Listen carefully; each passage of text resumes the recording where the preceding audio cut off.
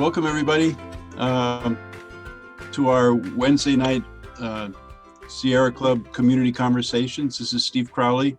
I'm here in Vermont with the Vermont chapter, and we are really happy to have our other New England chapters joining us tonight to hear a great discussion from Sarah Krame and Casey Roberts of the Sierra Club Environmental Law Program to talk about the ISO New England and concerns that we have and have existed for many years about how the grid is run. And so I'm excited to hear more about that tonight. Let's see, as I mentioned, we've got our 6 New England chapters here. So welcome all of you from all over New England. Hope this is going to be a great conversation. The way this will run is probably about the first half. We'll be hearing from our guests tonight, Sarah and Casey, and then we'll open it up for questions.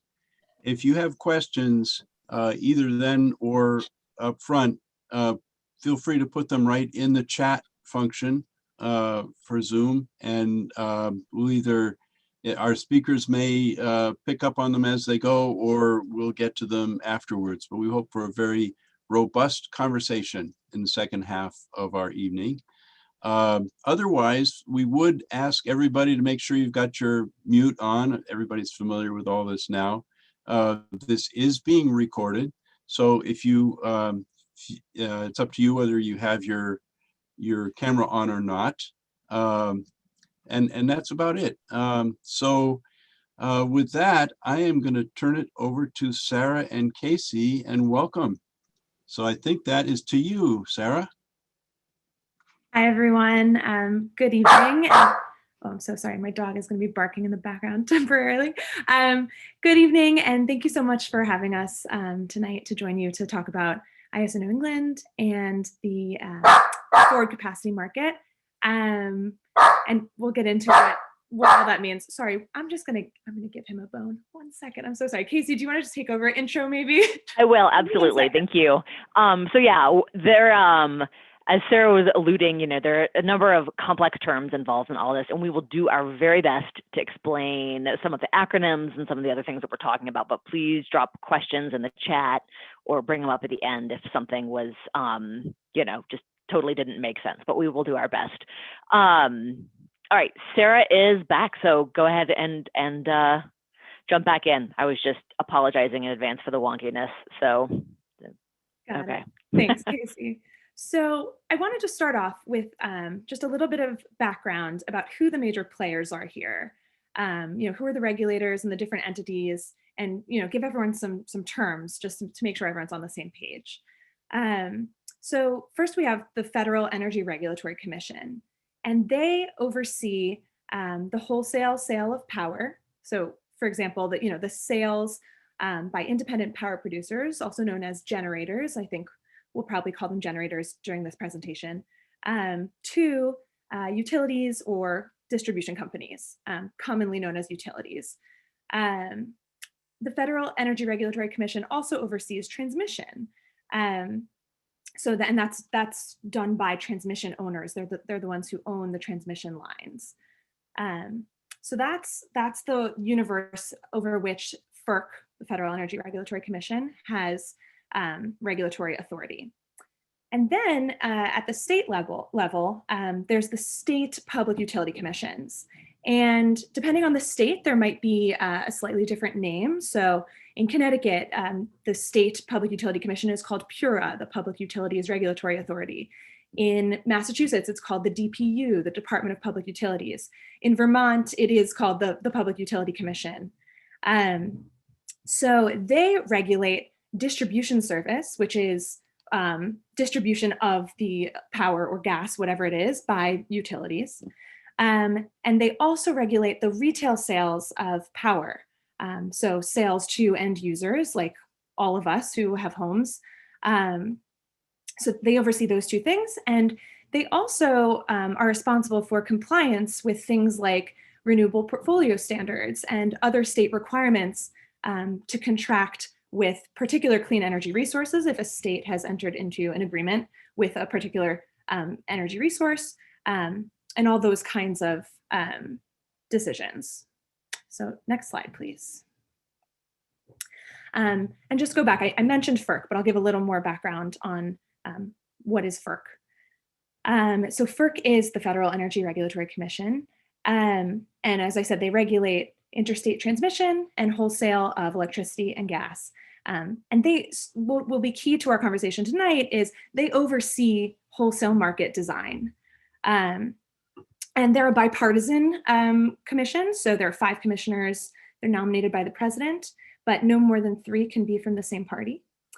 And they're also an independent agency. So FERC decisions are reviewed by courts. They're not reviewed by the president or by Congress. Next slide. So what we're all here to talk about tonight, ISO New England. So what is ISO New England? ISO New England stands for Independent System Operator New England. And it is a nonprofit corporation that was created in 1997. And it's at very high level, its goal is to manage, monitor, and plan power system operations. And it is overseen by FERC. So FERC ultimately gets to tell them what to do. And as you can see on this map I've included, there are various independent system operators across the country. So ISO New England is the one in New England. New York has its own ISO. It's called New York ISO. PJM is in the Mid-Atlantic region. ERCOT in Texas. There are just a bunch throughout the country. Some states also are not part of one of these sort of regulated independent system operator environments, and they do their own regulatory work. But we are part of ISO New England. Next slide, please. So what does ISO New England do? You know, I said it manages the power system, but I wanted to put a finer point on that. So what does that really mean? So they operate the regional power system, they implement wholesale markets, and they ensure open access to transmission lines. And the way they do those things are these bullet points I've included. So they facilitate competition among wholesale suppliers and provide non-discriminatory access to transmission by scheduling and monitoring transmission use. They perform grid planning and operations to ensure reliability. And that's a big one. I think that's kind of core to what ISO New England views as its mission, is reliability. And a lot of what we're going to talk about tonight centers around their focus on reliability. They manage the interconnection of new resources and oversee competitive energy market prices to guard against any one entity sort of having too much market power and being able to manipulate the market. And they provide greater transparency into what's going on with the power system. So on the next slide, I've actually just grabbed a screenshot. This is the front page of ISO New England's website. And it is super like chock full of information if you all are interested in these kinds of in this kind of data. So as you can see, they have real-time prices that you can zoom around New England and see what real-time prices are. They also report what fuel mix is online and generating right now. And they've broken out, you can see they've broken out renewables. And then they also report system demand. And this sort of gives you a window into all the things ISO New England is doing. They're sort of managing all of this and making sure the lights stay on all the time. Renewables don't include solar. Renewables do include solar. I'm wondering, maybe they don't, they report it in a different way. Casey, do you have thoughts on that? Yeah, I don't know. Maybe just at the time the snapshot was taken, there was a negligible quantity of solar generating. This is like at midnight last night. Oh, well, there you go. Why are you doing this at midnight? So that makes sense. Okay. Yeah, so this just gives a really good window into all the things ISO New England is managing. Next slide. So, while ISO New England and FERC are sort of overseeing the wholesale markets and the operation of the power system, I wanted to emphasize that states still have a big role to play here in what generation sources get built. So states are primarily responsible for procurement decisions and determining which resources get built in a given state. And the entities that play a role there, I mean, it's the legislature, the governor, environmental agencies, the public utility commissions. The legislature can direct the Public Utility Commission to, raise the renewable portfolio standard requirements, or the governor can direct his environmental agencies to prioritize certain things in their review of permits for different generators. So, the states control the siting of new generation through these permitting processes. So, for example, there are air permits, water permits, certificates of public convenience and necessity.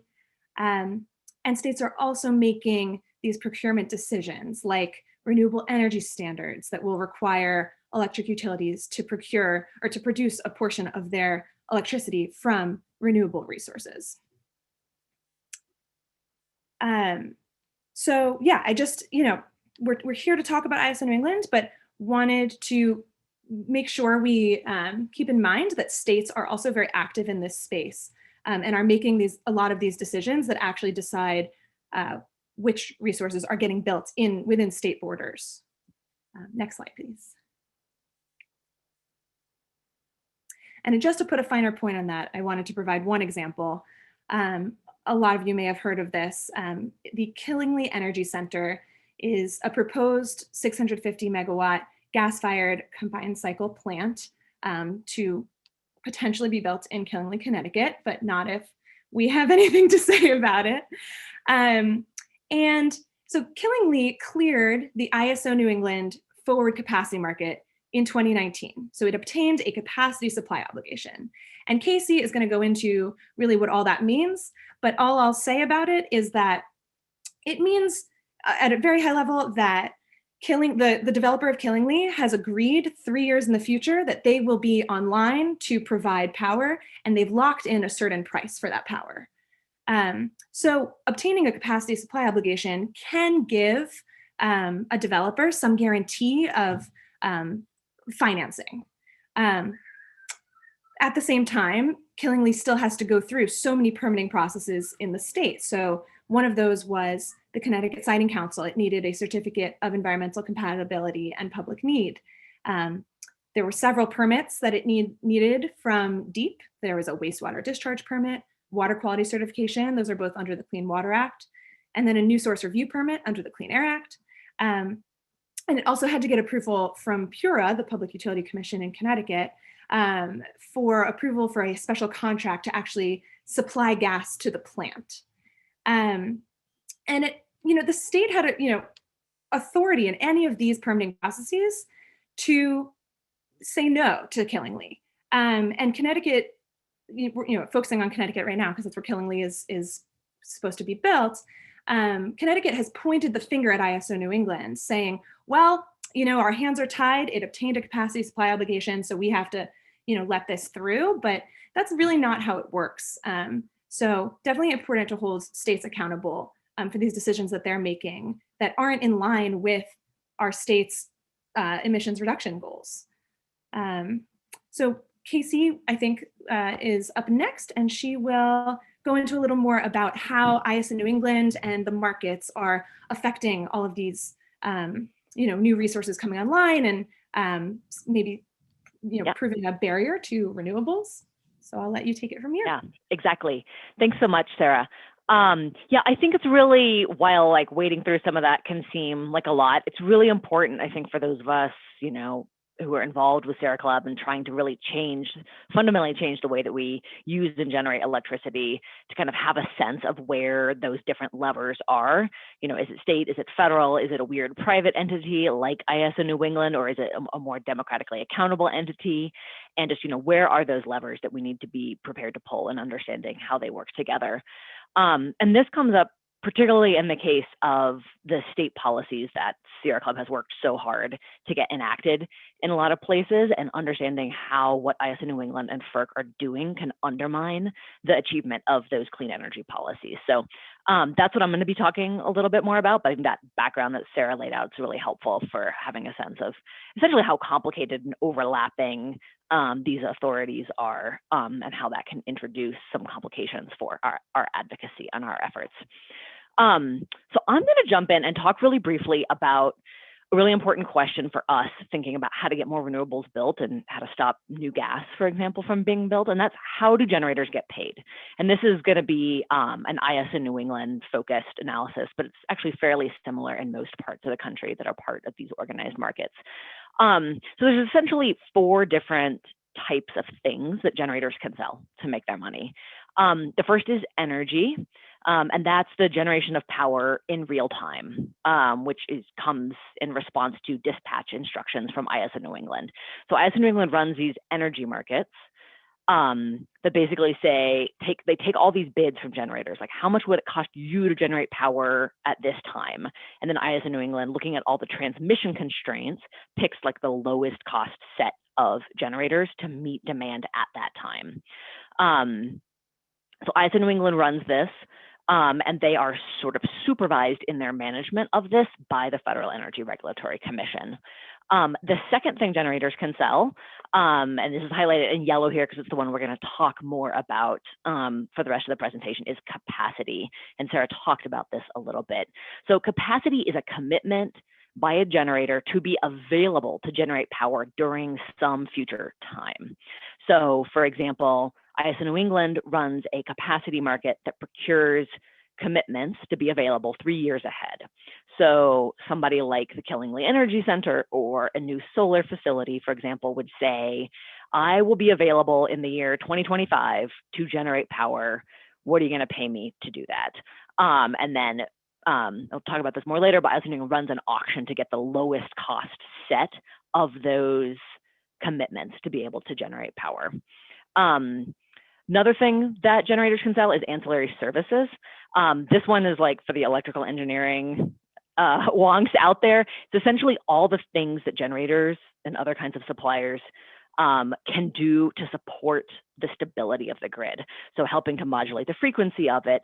They might do things like foregoing the sale of power to be ready to do something else on ISO New England's command, like to be kind of, in the on standby to start up whenever ISO New England needs them. So there's kind of a hodgepodge of these services. Again, ISO New England procures those and decides how much gets paid for them under FERC supervision. Fourth category I'm going to talk about are environmental attributes. So these are things like renewable energy credits, zero emission credits, any other kind of form of revenues that might be paid to a generator for the fact that they are emission free or meeting some other criteria that's important under a state or local policy. And states have jurisdiction over the definition of those attributes and how much they're worth. All right. Next slide, please.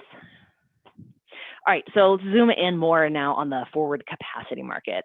Like I said before, capacity markets procure these obligations by suppliers to be available to generate power during a specific future time period.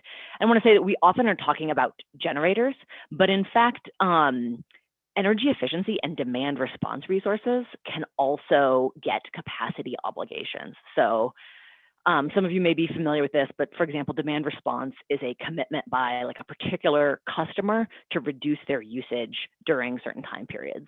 So a lot of this might be like an industrial facility that agrees to forego using power if it can get paid for it during a time when demand is high and the grid is stressed. So generators are like 90% of the capacity market, but there's a sliver of it that's actually demand response and energy efficiency. So try to use the more inclusive term suppliers there.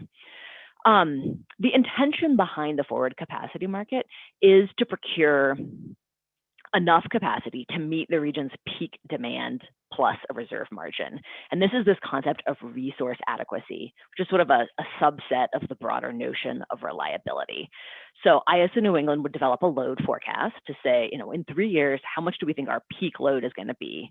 And then on top of that, they would say, well, we want to procure 15% more than that and have that much capacity available.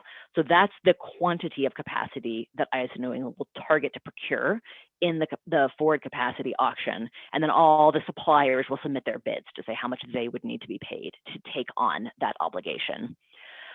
Consumers ultimately pay for this capacity based on their own utilities' contribution to the peak load.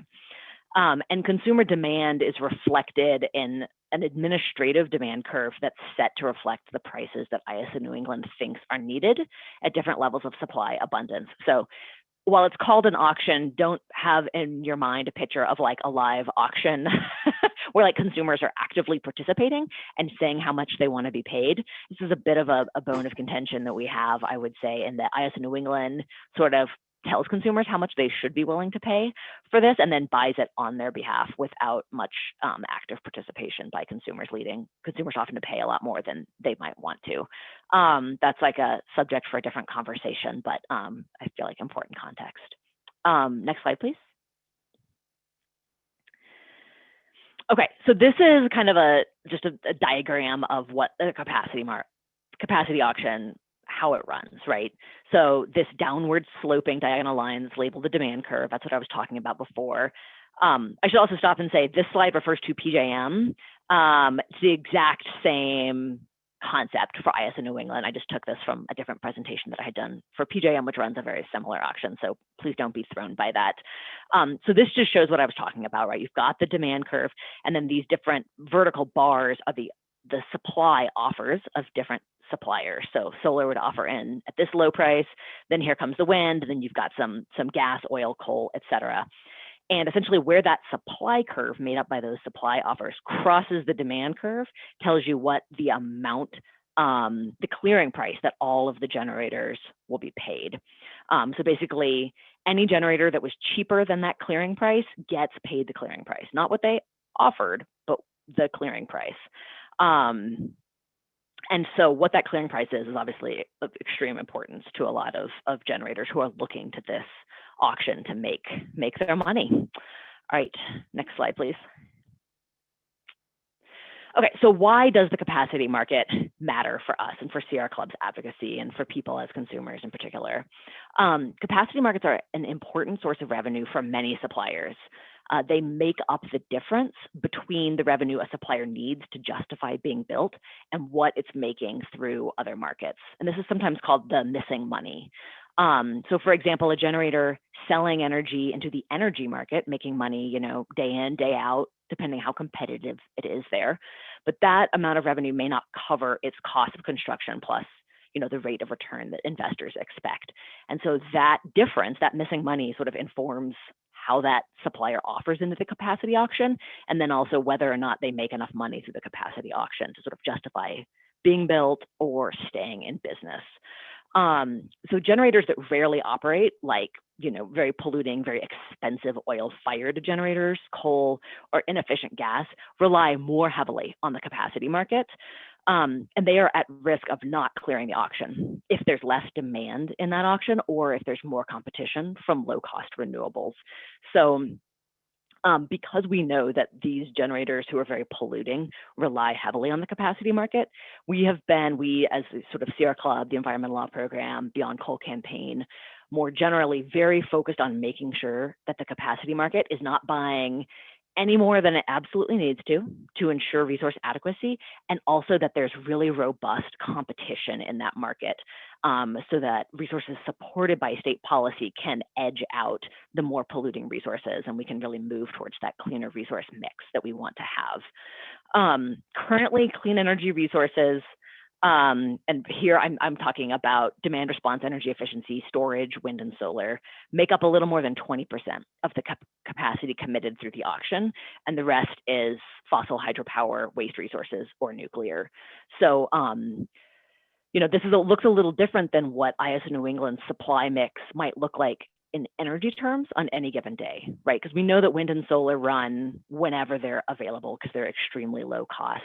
And so you may have certain days where your renewable energy makes up a larger portion of the energy mix, but in terms of the capacity that's getting paid, it's still very, very heavily dominated by some of these legacy resources that we'd like to see phased out. I know I'm not answering every question, but I just saw this one that popped up. How do they account for intermittent resources, wind and solar, in the capacity market? So there are rulemaking processes about what capacity value those resources have. And the same thing actually happens for like a gas plant, right? So a gas plant might have a nameplate capacity of something like 500 megawatts, but in fact, that gas plant is going to be offline, say 10% of the year, maybe as 40% of the year if it's really old and needs to be repaired all the time. That's called a forced outage rate. And so a gas plant will take a deduction on the capacity it can offer based on that outage rate. Likewise, wind and solar get discounted in terms of what their capacity value is based on modeling about how often they're going to be available during the year. And there's like crude ways to do that, and there's more sophisticated ways to do it. I'm not familiar right off the top of my head with what ISO New England's like sort of default capacity factors are for wind and solar, but it is definitely an ongoing source of contention in the ISO New England space is how much capacity value should various resources get, because obviously it affects the terms of their competition. Next slide, please. Okay, so now we're going to talk about this tricky little rule in the capacity market called the minimum offer price rule, or the MOPR. Has unfortunately dominated my professional life for the last 5 years. And so I've thought about it too much. I apologize. Okay, so this rule started as a tool to protect prices in the capacity market from artificial suppression caused by buyers who are trying to deliberately tank the capacity price. So from that visual of the supply curve and the demand curve, that clearing price is determined by what's the most expensive resource that was offered that's needed to meet demand. That's the one that will set the clearing price. So you could have a situation where a buyer wants to build a new resource that will be the marginal resource, but is cheaper than what would otherwise be the marginal resource. So marginal is just the one on the edge. Apologize, that's kind of a wonky term. So this rule started where people were concerned that buyers were going to try to manipulate the market in that way. And they said, okay, we're going to require new resources to offer in at a certain minimum floor. So they can't put in like a fake or artificially suppressed offer and thereby drive down the price that everybody else makes, which would benefit that buyer, right? So that's how it started. Unfortunately, it has morphed into sort of a grotesque version of that. And this was essentially, it's been happening more or less over the last 10 years, but really dramatically accelerated under FERC in the last 4 years under the leadership of FERC chairman appointed by former President Trump. And now the way that the MOPR is being used is as a tool to prevent new resources supported by state policies from displacing existing resources in the auction. So it says, let's say a new offshore wind facility was built to meet Massachusetts state policy goals. Now they're going to say that offshore wind resource has to offer into the capacity market at a administratively determined price that, the market monitor and the ISO New England thinks reflect the true cost of building that resource, rather than that wind farm actually being able to offer in at the amount that it would need to justify being built. The purpose of this policy is pretty transparently to nullify the effect of state policies that are seeking to transform the resource mix and to preserve market share for these incumbent fossil fuel resources who are very often the decision makers at ISO New England. So it's been a key focus of our advocacy, obviously, as we want to see the state policies that we've advocated for succeed in bringing cost savings to consumers and actually transforming the resource mix. All right, next slide, please. Okay, so this is kind of a bit of a dive into exactly how the MOPR works in ISO New England. There's a structure called Competitive Auctions for State Policy Resources, or CASPR. And this was approved by FERC in 2018. So there had previously been in ISO New England an exemption, a small exemption from the MOPR for resources supported by state policy. It was about 200 megawatts per year. And as the quantity of state-supported resources in New England started to grow, states started looking at this and saying, well, this 200 megawatts is not going to be enough each year. We need to come up with something different. And that culminated in a proposal coming out of ISO New England where there would be no exemption from the MOPR, but there would be a second auction that would follow the capacity auction called the substitution auction, where state policy resources would be able to offer to buy older resources out of their capacity commitments. So the first auction would be the forward capacity auction that we were talking about before. State resources are subject to the MOPR, therefore very unlikely to clear. And all of these, existing legacy fossil, nuclear resources, et cetera, would get those capacity commitments and the revenue stream, the future revenue stream that goes along with them. That'll be followed by this substitution auction, where state policy resources that did not clear that auction could offer to buy the capacity obligation of resources that had cleared the forward capacity auction, but would actually rather retire. So if you're like me, this whole concept is sort of offensive. Basically, that these clean energy resources supported by state policies would have to pay fossil resources to retire in order to take their place, as opposed to being able to compete directly against them without having these sort of administrative adjustments to their prices. So Sarah Krame opposed this when it was proposed at FERC, and unfortunately did not prevail. This FERC dominated by Republican commissioners at the time. Next slide, please. CASPR has been in place for 3 auctions, and it has not worked to accommodate state policies. This is what we said would happen. We said these exchanges are not going to happen in the substitution auction, so you're going to have all these state policy resources totally left out of the auction. And what that means then is consumers are paying for that wind and solar and storage separately, and then they're not getting capacity credit for it. So they're having to buy extra capacity that they do not need because the capacity value of these state-supported resources is being ignored. And so that's the core of our opposition to the MOPR. And FERC's premise in approving CASPR was, oh, well, it will work to swap in these state resources for other resources that want to retire. And we said, it's not going to work. In fact, it hasn't worked. Mostly because these existing resources haven't offered to sell their capacity obligations. So in the auction held in 2019, there was only 54 megawatts traded. That was actually of the Vineyard, 54 megawatts of the Vineyard Wind offshore project was able to be accounted for. And in the 2020 and 2021 auctions, absolutely nothing happened. There were no trades in that auction. So that resulted in essentially a lot of these state policy resources being left out, not earning those revenues, and consumers having to pay twice for that capacity. ISO New England has admitted that CASPR needs serious reform and has begun a process to rethink how its markets work with state policy.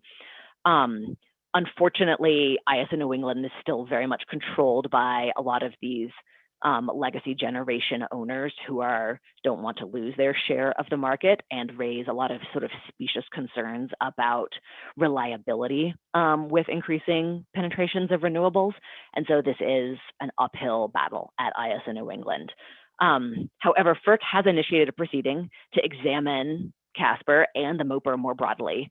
It's going to hold a technical conference on May 25th to look into this and in a way to sort of build the record to re-examine and perhaps replace these market rules with something that will work better for state policies.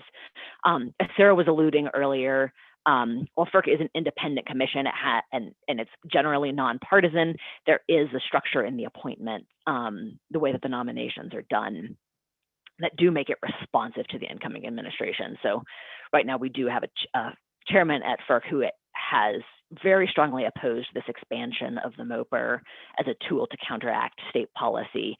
And very soon we'll likely have 3 commissioners who are opposed to MOPR and can fix this up, but it's been a long road, and there's still many potential hurdles we could face before getting it fixed. But that is a big part of what we at the Environmental Law Program have been working on in this space.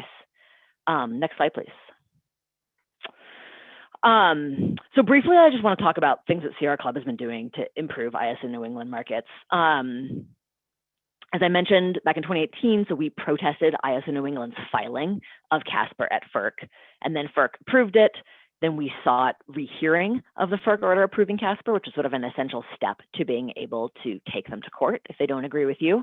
They didn't agree with us, although it took them 2 years to get around to doing that. In 2020, so first I'll just say we did file a lawsuit challenging FERC's approval of CASPR. And we also, there's been some advocacy at the state level relating to these issues. So we filed comments in the Connecticut Integrated Resources Plan docket urging the state of Connecticut to use its leverage to help reform the ISO New England capacity market or to consider leaving ISO New England. So states have control over their utilities, and their utilities are the members of ISO New England. And so while it's a somewhat drastic measure, one potential solution for states who feel that they're, basically not getting fair treatment from the ISO is to actually leave it, form a different ISO, something along those lines. And so we've been really encouraging states to be vocal about what they need from these markets and to really insist upon reform using the levers that they have. In 2021, we've also participated in the New England States Energy Vision process, which was put together by the 6 New England states, sort of a series of workshops to propose and critique possible reforms to ISO New England markets. And a link to that is on one of our last slides, but I see, Rob, you're being very helpful, dropping some links in the chat too. Thank you. I really think those workshops were really informative. There were 2 of them on wholesale markets. And there's just a really wide-ranging discussion of exactly what the problems are and some different possible solutions to them. So I encourage folks to check it out if that's something you want to learn more about.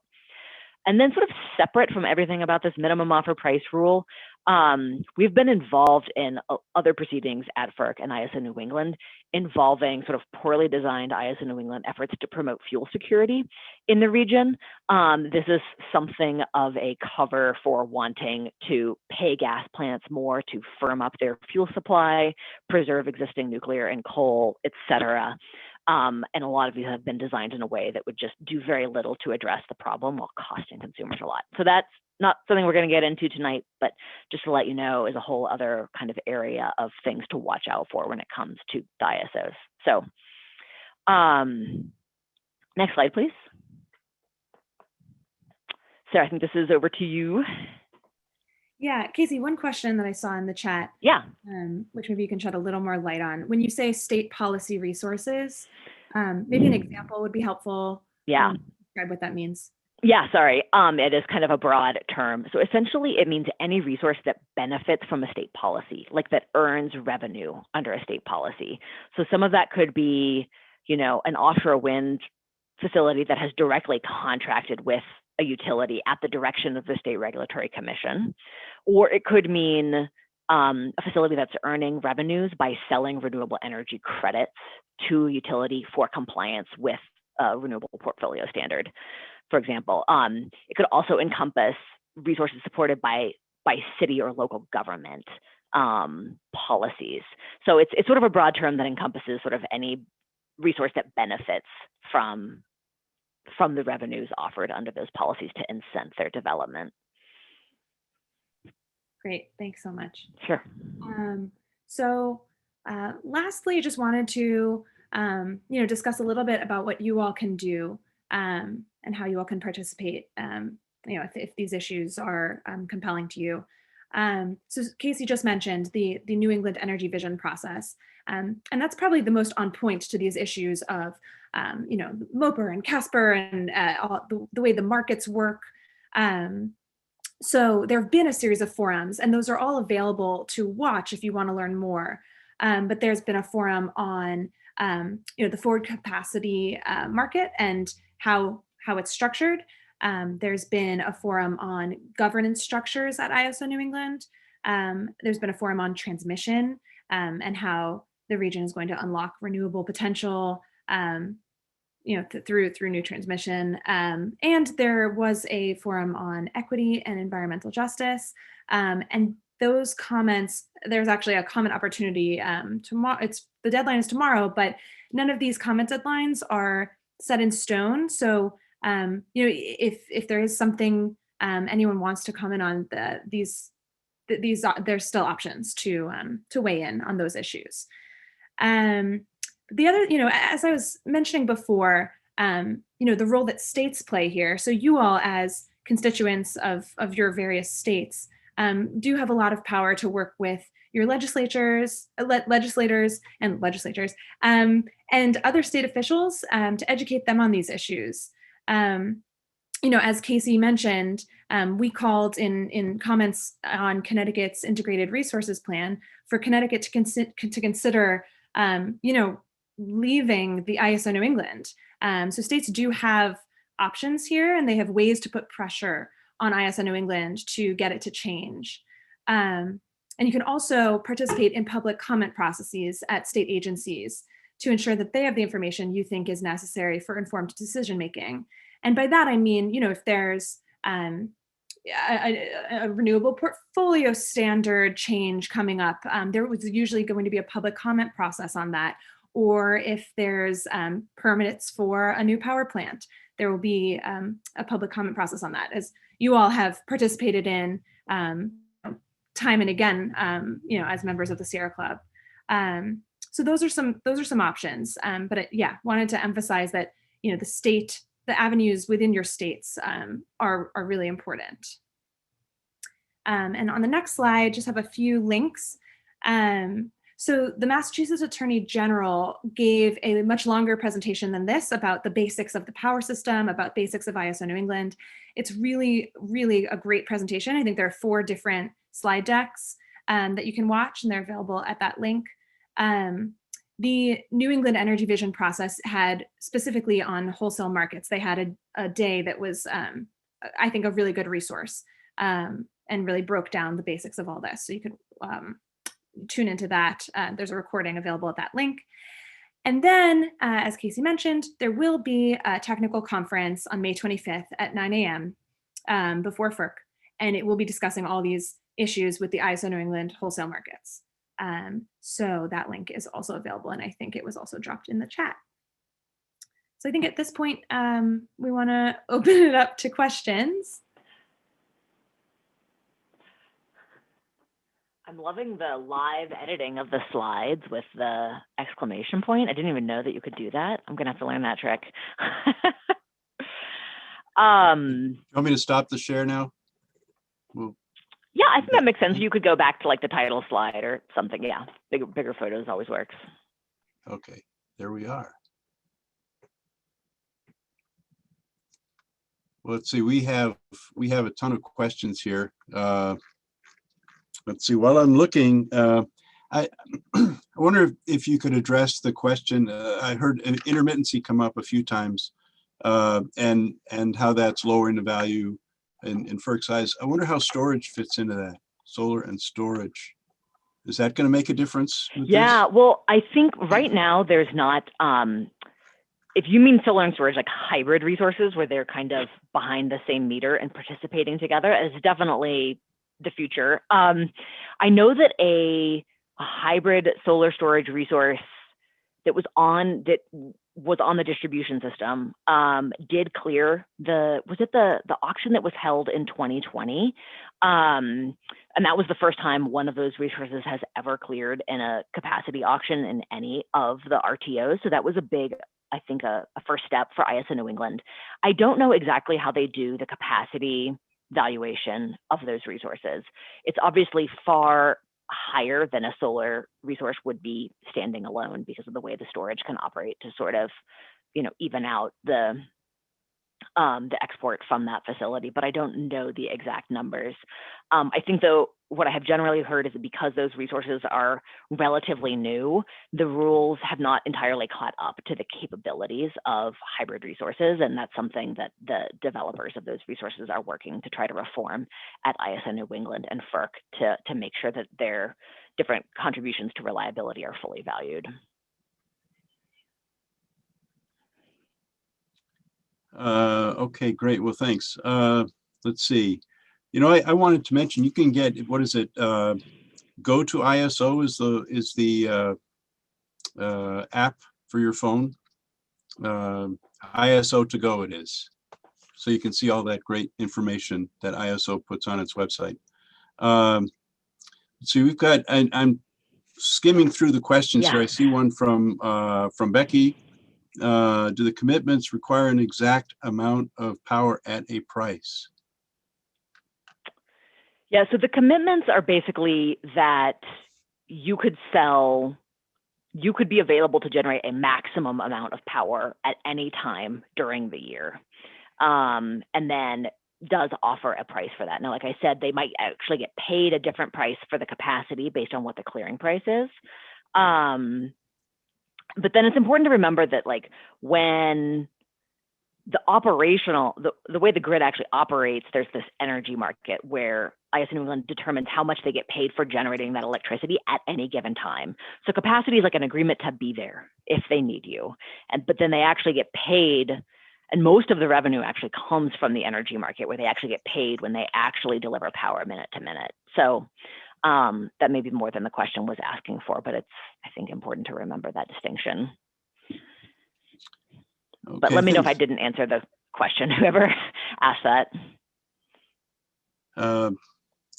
We have a question about staff and budget for ISO New England, and I guess I'd throw into that question, who makes the decisions? What is their board? Who runs the board? And how public are they? How secret are they? Yeah. So I saw that Sarah threw into the chat the $200 million annual budget. I don't know. The staff has got to be several hundred. I mean, the system they're operating is very complex, and they're doing planning as well as day-to-day operations and compliance with all kinds of regulatory standards. So it's a very substantial organization, as that budget reflects. The board is, I'm not going to remember exactly how many, there's like 9 people on the board. They are voted in by the members. There's pretty strict independence, sort of in terms of financial independence requirements for board members. So the board members can't, have a financial interest in any of the market participants in ISO New England, for example. And one of the board members is supposed to have some kind of state experience, like a former state regulator or something of that nature. Other than that, the board tends to be composed of people who have, it's a corporation, essentially, right? So somebody who's got experience in HR, somebody who's got experience in cybersecurity. Those are sort of, it's a general market experience, but also sort of those particular areas of expertise that are needed to just run a large organization safely. So that's what I'll say about the board. I'll just add, though, that certainly trying to increase the diversity of the board in terms of the interests that are represented there has been a focus of some clean energy and state advocates in ISO New England. For example, trying to get somebody on the board who has experience as a consumer advocate, or somebody who is knowledgeable about decarbonization and other industry trends that are very likely to shape what ISO New England's job is over the next 10 years, 10 to 20, 30 years. So there are efforts sort of underway to try to change the way that the board is filled and make it more representative and bring greater expertise on sort of decarbonization and energy transition issues. Great, thanks. Their meetings are closed to the public. So that is, okay. they are, in terms of transparency, like, we know who's on the board and what their backgrounds are, but yes, they deliberate essentially in private. There are a few occasions for public meetings with them, but it's very structured. Casey, this is Deb Pasternak. I just want to jump in on that. Yeah, please. So one might say, because I know that the governance is part of the ISO New England visioning process, and part of that is about transparency and governance in the ISO structure. So might that be a place where people could at least suggest a more open board selection process? Yeah.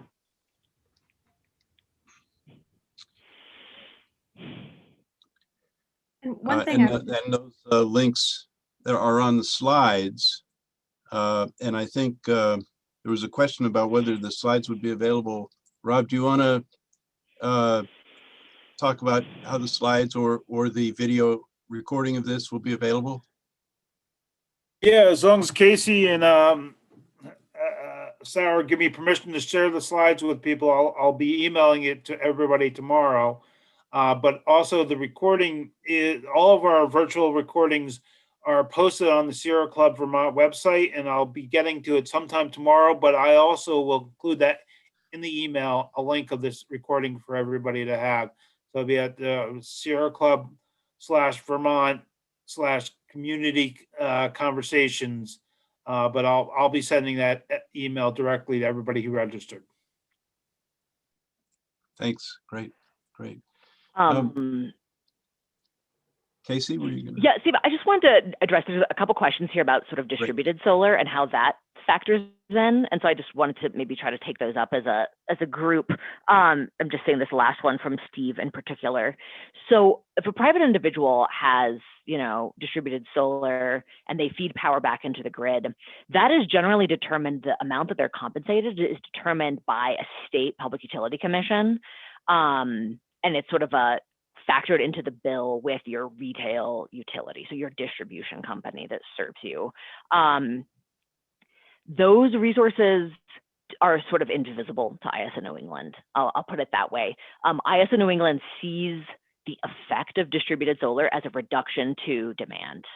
And so it doesn't look at paying those resources separately. It just charges your utility less because they are demanding less from ISO New England because they have individuals feeding into the grid. FERC did put out an order, I guess it was almost a year ago now, that is actually seeking to allow direct wholesale market participation by aggregations of distributed energy resources. So this would essentially be another path for distributed solar to be compensated. So instead of reducing your bill from your utility, you could actually sell that power directly to ISO New England and be a more direct participant in the market. Obviously, it would not really be worth it for any individual homeowner to do that, but the idea is that companies could put together aggregations of these resources, so combine 100 different facilities, and then offer their combined output into the energy market, the capacity market, et cetera. So those rules are still being developed to allow that to happen, but at some point in the future, there will be a more direct way as an option for folks who have rooftop solar, and particularly larger distributed generation facilities like, on a Walmart or whatever, to participate in wholesale markets. We have a question here from Peter regarding what prices you spoke about. MOPR discouraging the higher prices, the subsidies that are given, and or serving to discourage them. And his question, I think, is about, well, how big are those subsidies? How big is that extra cost for renewables that MOPR is trying to discourage? And I'm not sure if I've got your question right, Peter. Do you want to restate that? If I'm missing your question, Peter Millman. I wasn't sure how to. I wasn't sure how to state that question either, since I was listening and writing at the same time. But that's pretty much just describing a little bit better the magnitude and type of resource of subsidies, which you sort of did before. Sure. Yeah, I'll just say the way I interpreted that question is sort of whether there's a minimum threshold of the level of subsidy before the MOPR's triggered. Which is one way to look at it. And my understanding is that there is no minimum amount. So even a solar facility that's earning a very small amount for the sale of its RECs would have its offer repriced in the capacity market. I do want to double check before I'm quoted externally on that. I'm more familiar with those specifics of the rules for PJM than I am for ISO New England. But the gist of the MOPR is that it applies regardless of the size of the subsidy. And I even dislike using the word subsidy, to be clear. It's like these resources are earning revenues for selling environmental attributes, right? Some people may call that a subsidy depending how they feel about the policy, but it's a bit different. But anyway, so the treatment is essentially the same from the ISO England's perspective. Whether that generator is earning 5% of their revenues through the sale of these environmental attributes or 50%, both of them would be subject to the minimum offer price rule and be forced to offer into the auction at this artificially elevated price. So it's kind of a blunt instrument of a tool that's not It's not really designed specifically to counteract those revenues they're earning. It's more of a just a blanket application of this rule to any resource that benefits from a state or local policy. Great, thanks. I see that Joan Sachs has posted a link to a technical conference on wholesale markets next week. Is that one of the ones that you had mentioned? Yeah, I thought there was a reference to one on the 18th, and I'm not aware of that one. Joan, do you want to speak to that? There are so many happening right now, Fark. It would not surprise me if one slipped by me. Yeah. Well, this one is the speakers from Vermont, author Meredith Angwin, whose recent book is Shorting the Grid, The Hidden Fragility of Electric Grid, and the Northeastern University sociologist Jenny Stevens, and she has a book, Diversifying Power, Why We Need Anti-Racist Feminist Leadership on Climate and Energy, and covers some transformative action toward climate justice. Meredith Angwin has talked a lot about how she compared the 2008 financial problem with what could be happening with the grid. And she's been working in the area of energy, and I think it'll be an interesting discussion about her idea of how the grid could be changed, the governance, et cetera. And yeah, I'm excited to see how Jenny Stevens talks about the whole issue, since the Sierra Club is all about diversity and inclusion and justice. She talks about how to get anti-racist and feminist leadership, and how we need more women in the area of working with energy issues. So it'll be interesting. I hope you'll all come on and listen to us, to our program next week on Tuesday. Thanks, Steve. Thanks, Joan. Steve Wenner asks if there is a simple explanation of these issues before we can educate our state legislators. Is there a simpler version of this available? What do you think? I'm trying to remember if any of the that Massachusetts Attorney General teach in. There might have been some good materials in there.